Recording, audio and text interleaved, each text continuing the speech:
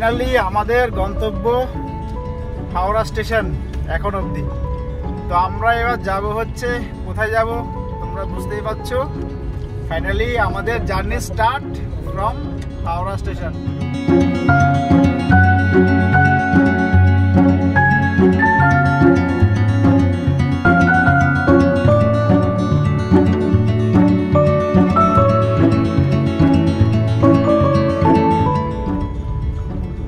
যাই হোক, হাওড়া স্টেশনে আসলে মন এমনিতেই মানে বিচলিত করে আর কি, কারণ এটা যে কত কিছু সাক্ষী বলার অপেক্ষা রাখে না।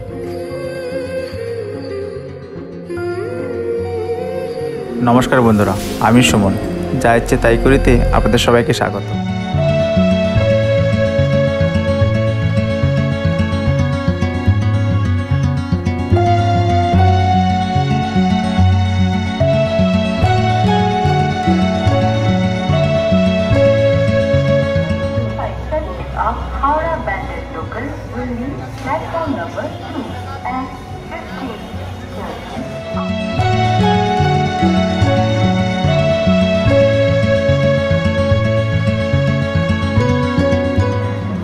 তো ফ্রেন্ডস, আমাদের আবার জার্নি স্টার্ট। তো আমরা এবার যাব হচ্ছে চেরাপুঞ্জি। তো হাওড়া থেকে চেরাপুঞ্জি যাওয়ার জার্নি স্টেপ বাই স্টেপ সব শেয়ার করবো তোমাদেরকে এবার। তো দেখতে থাকো।